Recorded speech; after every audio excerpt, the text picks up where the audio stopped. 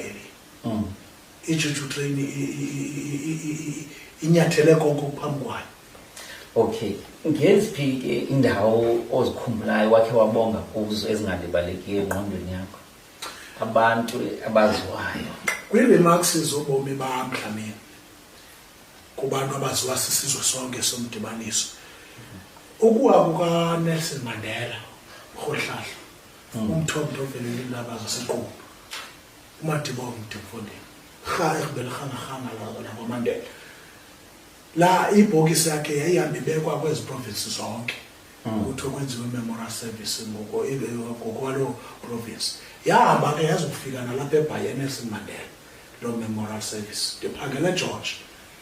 Yangena ikholi isuka kulampo undithanda kakhulu kuthiwa ngumphuthumi Mafani ubhutbakho ubhutisi.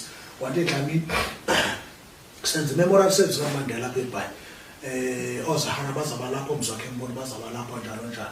Phakathi ke kwamadoda endicinga into yoba ngakakwazi ukuthetha phezu komzimba kaMandela ndinganawo ngakhona. Under all the expenses kodwa ndicela into yoba uziphush bekhona, ndiyayazi ubuse Western Cape. Lapho uMegeorge ngo5 ekuseni ngo8 nangena apha eGqeberha. Kodwa ndikholele nono ungena ku YouTube abuye umva ayoyihoba. Ndathi xa ndibamba umboko ndatshona phansi kwepodium kukhwela uzwakhe Mbuli noZahara stage bezocula ingoma ethi Tata Mandela akekho ofana nawe. Esa stadium sasinesi Mandela sagungqa ngathi kudlala iSpringbok phakathi. Ndikhwaza phansi kwena ndathi nivela Dlamini sabe singalawuleki ukusithi intsika zasingathi zasiphoncuka. Emveni kwangoko ndaphoncuka noJona wena Rhawuti u-advocate Sonwabo Mangcotywa nangu eParliament. Xa wayegqiba iminyaka eyi-50 walontsha i-birthday yakhe yayigqiba iSouth Africa yonke, wathi izawucelebrate kwi-9th provinces. Wayeyivalela ePretoria Showground. I-artist ezazilapho yayindim noLusanda uthole kulaa mhlaba phesha kwencini, uLusanda Mceke umama kabethusile. Sihlele etafuleni ke sidiscussa le nto yokuba sizabonwabisa njani abantu abo. Uthethe ufikile Mbalula as a friend kaSonwabo Mangcotywa. Emveni kofikile Mbalula kuzawuthetha uSonwabo Mangcotywa. Nake ngofuna ndibonge xa kulipulayo uSotheko. Ndithi kuThole ndifuna i-cordless mic. Ngobe eli holo le-arena inkulu kakhulu izawunida into yoba ndisebenzise ubuqili nobukliki bam. Ndakhasa phantsi kwetafile, ndakhasa nami ndicela uxolo. Ndathekelela uba ndikwisenta ye-arena Dlamini. Ndatsho xana ngaba uSonwabo Mangcotywa eqala ukuthi ladies and gentlemen wayephakanyiswe ngalagqom kaRex nabanye kwashaya ibhasi nathulu. Yaxa iphela laa ngoma esithi ladies and gentlemen ndatsho phansi kwetafile, ndatsho kwaphanda e-arena Dlamini, ndatsho kwabanda, ndatsho ndathi ndiphakama yama ngenyawo yonke. Yena walila ngapha kwemike. Ndathi xa ndisithi ndencincelele encinci phambi kwakhe wathi xa kuqala ukuthetha into endilelisayo bethu na into yoba ndihambe 9 provinces zaSouth Africa, and in my life kule 50 years ndibhibhile andizange ndamva umntu othetha kamnandi kangaka. Ndibongwe. I'm very grateful ngale mbono. 2 months down the line sisuka kuSonwabo Mangcotywa ndi-highlight ezi ndawo zikhafu ndike ndazinyathela. Ndabizwa e-showground ePretoria. Kukho into okuthiwa yi-African Wedding Expo. Zonke ezi countries zalapha e-Afrika zibonisa ngale nto umtshato wesintu. Kwathiwa iSouth Africa as a hoster yona kuzawuphuma iiprovinces zayo zoyi-9 amaVenda, amaTswana, beSuthu njalo njalo. Ndabizwa mna ndahayarishwa ezimbongi ezawubonga xa kuvulwa Friday naxa kuvalwa on Sunday lo mcimbi. Kuphekwa ke ukutya kwesintu, kuxutywa into zesintu apha ngokwenkcubeko yakokwenu. Uthe xa uvula umsitho after uchaza uba why are you here, kuza kunikelwa kwisithethe esilandelayo ndangena le African Wedding Expo isponsorswa e-Italy ngamaPhuthukezi lamabhululwana. Awufuneka ulule kakhulu loncolwa nange-English iyalahleka ngamakaba abelungu athetha isiPhuthukezi. Ndithe ndawo uhle uhlala phantsi ndikezela umboko laxhuma kwaba bangongqwazimali la yothatha imic lathi before sithethe sispeaker that guy ebelapha xa sigqibe sispeaker uzawuphinda abuye azokwenza the same thing but ngoku uzawubhalansisa for the sake of us uzakwenza i-vernacular and i-English so that sive boss kwaba bambayo we can see into yoba ibadlela ithethayo kwafuneka into yoba sithi sithethe ndibe ndiphinda ndilungise umbongo manje ke Dlamini you cannot repeat the same thing you are running a business up you are running i-advert into yoba umuntu opaphansi makazibona into yoba angakubiza ngomso wathi ke lata lomlungu makuzisitya kuqokelelwe bonke abantu abathi mandiphinde ndibuye so xa ndibonga phaa e-showground ndandibonga ngoku by demand ndibizwe by demand usagqiba ndifuneka ndize nombongo wesiXhosa English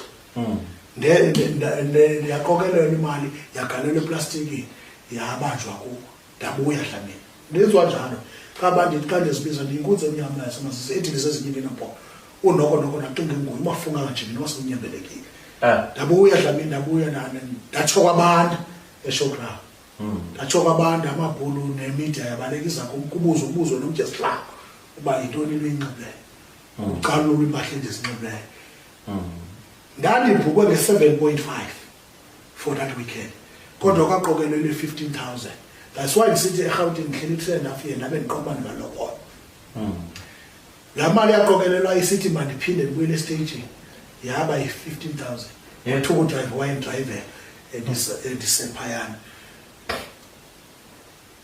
phase 3 umama uMandela uwine Madikizela Mandela phambi kwento yoba asweleke 4 months down before asweleke ndisuka usala nkosikazi akuthi emsebenzini ndingenelwe yikhole ndilapha eSalam ndithi le khole ndifuna eRhawutini ntontontonto ndidiye ndisedaku ndiSalam ndibheda amagwinya entandanda ndizawufika njena eRhawutini ngo-5 ngoku wathi lo mntana hayi no i-booking and expenses xhomekeke kuthi mna mbi-PA kaMamandela kudala sokukhangela for 2 weeks siyokufumana ku-YouTube kwi-memorial care service yekumkani yamaXhosa uzwelonke ngoba nandephule iziqwaye ngapha kulo memorial service ngakumkani wamaXhosa uzwelonke kwakwela Rhawuti ndibizwe kwale ANC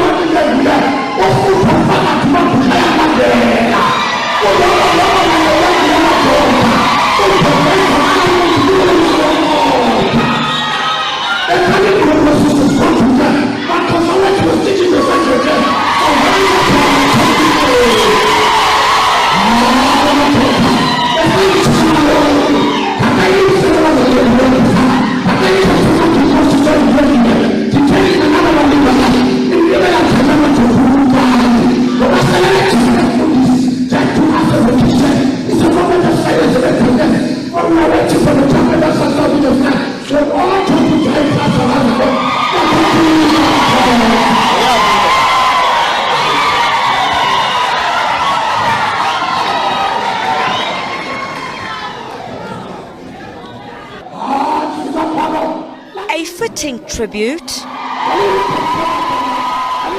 The 51-year-old Amaxhosa king, described as a champion of his people. Kangange into yoba ndandiphule izikwenga ndamenywa yi-ambassador yaseZimbabwe yayingolosithathu le kazwelonke eRhawutini ndamenywa yi-ambassador yaseZimbabwe into yoba mandiye kwi-memorial service kazwelonke ezakwenzelwa eZimbabwe ngomgqibelo ndabethwa zivisa kuba sisebweni ke andinayithetha abantu abandisapota njani babephethe ke lo xesha ngoba kwathiwa xa ndifike ePretoria xa ndingenayo ivisa ikhona i-special visa okuthiwa yi-7 days esisetyenziswa ngabantu be-state u-in and out. Ombalula ke noSonawo-Mangcotywa bafowunele e-Eastern Cape apho i-address samsivela khona kwiziphathamandla zeli uba madonna nantsibonge kanjani funeka iwele iZambezi ibheke eZimbabwe kufuneka ke ngosi-imeyile amaphepha apha ePretoria aze kuni niwasayine niphinde niwabuye bheke kwathi ke ngobafondini xa ungenalo mhlawumbi sometimes ikhadi lombutho othile uzibekwa ii-privileges zibakhona eziphosayo alala amadoda yandiphosa ke i-46,000 endandizayifumana xa ndibheke eZimbabwe izibe-expense obhaba neehotele ezikubo sabuye iintliziyo ziphukile. So uthi ke ngoku u-PA kaMamandela ndikubona kulo siyokufumana uthe xa ubonga pha waflathela sabona amanani emqolo abhaliweyo ingqoshwa likasi lam imbongi kaJaji Jikelele uJabulisa Bantu sifowunele ngezo namba ndathi hayi ndifumene ndakhwela iflight eBritish Airways qala kwamkhwela iflight ifoni ndayikhwelisa uWinnie Mandela ndisiya pha uWinnie Mandela balontshe incwadi ethi The Black Sacrifice. Le ncwadi ithi The Black Sacrifice ithetha ngalamajoni kaMendi atshona ngoMendi asweleka qha ayijonganga ngalamajoni bese ijonge the families were left behind, which is abafazi nabantwana. Ingaba ilizwe laseMzantsi nelizwe leAfrika nalamazwe aseEurope adlala nxaxhebani ukujonga ezi families zaba bantu lamagoxa. Ithetha loo nto lencwadi iphantsi auditor uMamandela nefamily yakwaGandhi eTranskei. Ndanyuka apha ndabheke enantsini ndafika u-MC nguSonawo-Mangcotywa indoda apha ekholwayo ndim wathi Dlamini Zeleikoti into yoba nyhani there is fire in Maputo. Ndafika ndaba kwipodium ndajonga phaa wandibona wathi kumntathi wathi kuma ndijikele i-backstage ndathi kwinkosikazi wandikhomsa apha phambili ndafika apha phambili xa ngoMamandela kuyisitulo esithile situlo reserved nkosikazi kufuneka iyohlala kwesaa situlo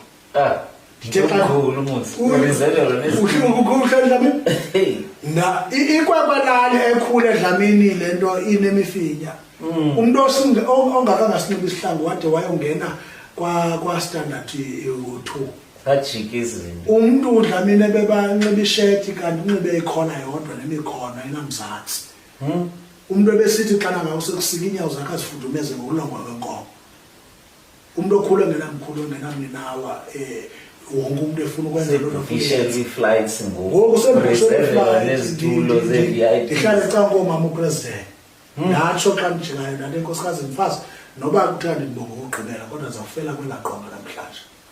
Kwathi ke kuba uMamandela lo impilo yakhe yayiphukile wathathwa phaa eprogramini wenyuswa wabekwa phezulu wafika uSonwabo phaa ebheke kumndisatshintsha wathi Dlamini khawuleza ngoba uMamandela akekho right akazohlala kule event the whole night. Simthathile ke immediately kwesi sithethi sithetha ngoku phaa ngaphambili sizawufaka yena kufuneka ke umbonge xa ungena yena ngoba uze ngaye apha sihlelwe nguyentanyeni thina sithi ufuna nembongi kaJaji yayibonga eThekwini lam yayibonga kwi-memorial service kazwelonke. Dlamini ndidla ngokutsho xa ndizincoma ndithi just give me the mic. Ndathi nawunikwa laa mbongo Dlamini kwacaca uba ndifikile kwacaca ndifikile Dlamini tu uba ke ndatshoni ngapha kwekhemisi Dlamini ndithi ngakhani intsikisi boya zizulu lathuthuma ndithi hayi zange kubenje madoda ndiphume ngqongqo komkhulu eqhetha emazizini yazi uba kunyembelekile Dlamini. So ukubonga uSonwabo-Mangcotywa kundivulele iminyango emininzi. Ukubonga kwi-memorial service kaTata uMandela uRhanga lakaMandela uZondwa Zintshaba ezingasumenzana Thambo lenyanga lihlabele emzondayo.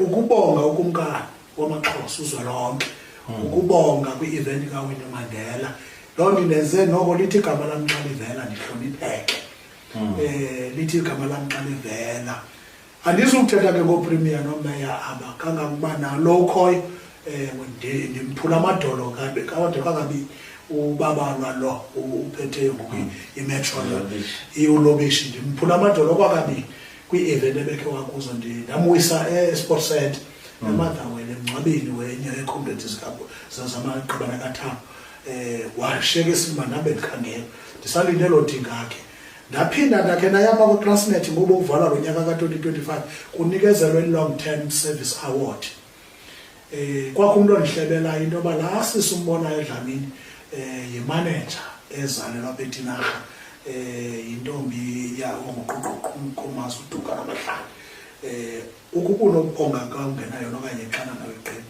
ungaba nomcimbi ubeke ezingeni ndikholelwe eDlamini njalo ndinokule ndawo lasisa ndamshiya eqongeni elilinye embizi engasazi noba ngesiphi isithethe esinyathelo Consultant Station wabuyelwa kwipodium wathi in my life in my long service nakwa-Transnet zange ndadibana nalo lo bhuti ndiphula amadolo kangangoba soze kubekho so lo mlilo uvuthayo wembongi yam undinyathelise kwezo platforms zingako sentoba ndingade ndikhwele iflight ndingunolali ikwekwe ekhula ngentonga isitya umthuma nebasic ikwekwe ekhula ifudumeza inyanga ngolongwe indinyalisela ama-anqa namkala ndithi xa ndincoma ndithi uba kunokuqokelelwa yonke imali endakhe ndayenza ebomini bam 80% uyawuzana le mibongo ngaphandle kwempangelo.